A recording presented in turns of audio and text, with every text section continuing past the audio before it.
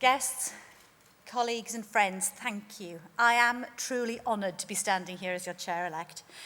And in truth, I'm already somewhat overwhelmed by the support I feel from you and our other colleagues. Taking over the baton from the amazing Maureen Baker is a huge and intimidating prospect. But Council have entrusted me to lead and guide our profession over the next 3 years, a responsibility I take very seriously. But no one person can do it all. I will be reliant on your feedback, your insights and your wisdom to deliver what the profession needs. So, I've just got a few minutes to introduce myself to you, and I'm not going to make a meal of it.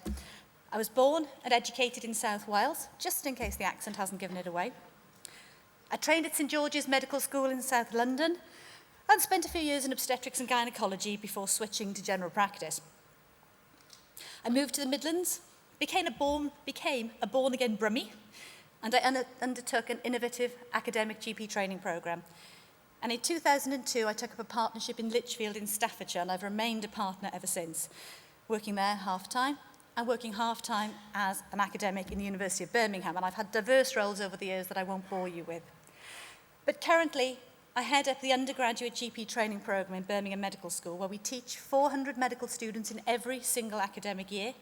We have long placements in general practice through each year of the curriculum, and we send them out to general practice from the second week of their time in medical school, something we're very proud of. We work with over 100 dedicated practices and 250 amazing GP tutors. My Lichfield practice is a relatively small, friendly GMS practice. We're not a vanguard, we're not a super partnership, we're not anything fancy, but we teach and we do research, and we feel very much part of our community. Like every GP in the room, we've been feeling the pain recently. The pain of lack of resource, lack of understanding, and relentless pounding from those who control the purse strings. I get it because I live it every single week, and I will continue to be a coal-faced GP throughout my term of office. It may just be for a day a week, but I need to remain grounded and up to date, and you need to be able to trust that your chair gets it. So my college journey.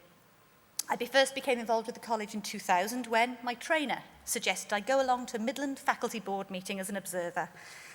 They co-opted me that first night, and I've been hooked and part of it ever since. It was faculty board members that encouraged me to stand as a national trainee rep. I guess the equivalent of an AIT chair nowadays. Because back then we just had 2 reps on council as trainees. There was no national committee, no regional structures. But my time on council was an amazing experience as a trainee. David Haslam, the wonderful David Haslam, was college chair back then, and I was amazed at the warmth and the support of council members, many of whom were giants of the profession, and they were very kind to me. I stayed loyal to my faculty over the years, and when they needed a treasurer, I was persuaded to give it a go. Truth be told, as a relatively new GP, I was flattered to be asked. And that's been a great learning tip as I've matured. The power of asking, the power of empowering others to do things. And actually being a treasurer is a fantastic way to get to know how any organisation works. And in the case of the college, it doesn't involve any heavy lifting. In 2011, the job as national treasurer came up. And again, somebody suggested I give it a go. You can guess the rest. Being an officer of this college is hard work, but it's great fun and intellectually stimulating. The officer team and the college executive are an amazing bunch of people to work with. Superficially, the challenges of what we do are very different from our time in practice, but they all fundamentally involve people, and as GPs, that's what we specialise in. Real people, real lives, and the interaction of the physical, psychological, and the social. The RCGP has over 260 members of staff working in 20 sites around the UK and Republic of Ireland.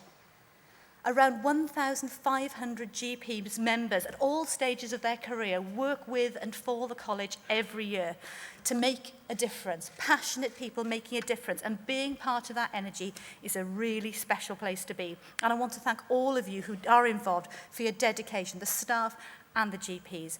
The college is its people. So what am I going to do when I take up office? This is not a vanity trip.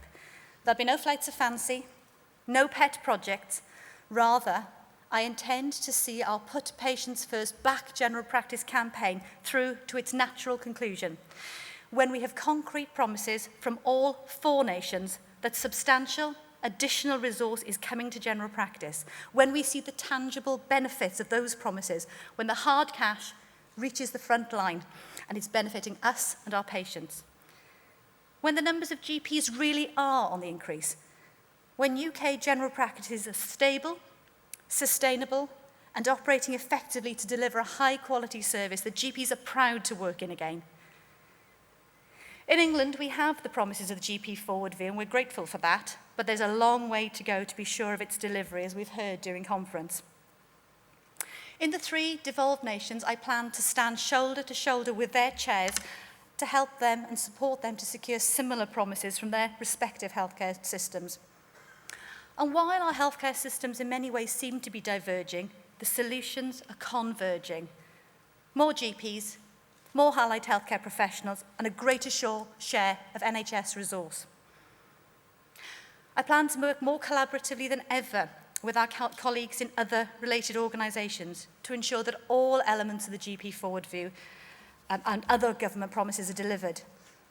I truly believe that when we work together, we are stronger. And right now, we need to be as strong as we possibly can be. We need to be united. I've been inspired at conference by conversations with so many people, and I'm grateful to you for your candour and your honesty. Please be assured that the other vital work of the college will still continue to go on.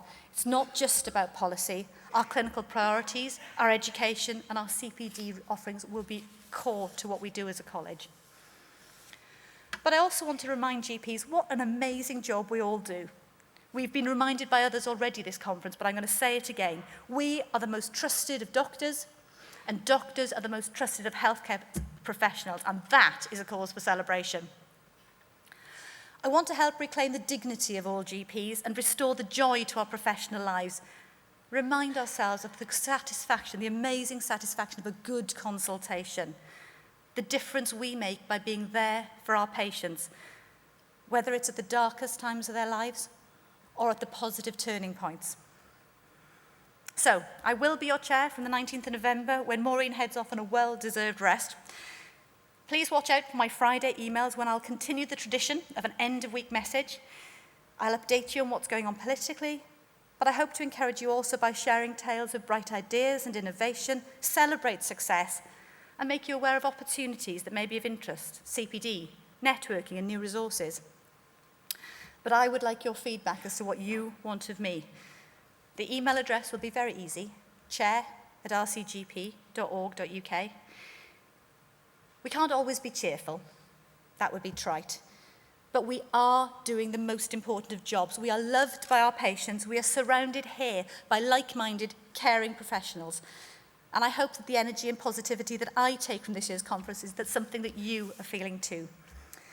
So finally, I promise you that I will do my best to fight for patients, general practice and general practitioners in a way that is dignified and professional.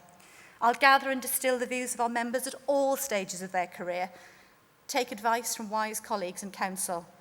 I'll work with government, NHS and any agency necessary to keep general practice at the top of the agenda to ensure the resources we so desperately need are delivered. And I really look forward to speaking to you as your chair in Liverpool next year. Thank you.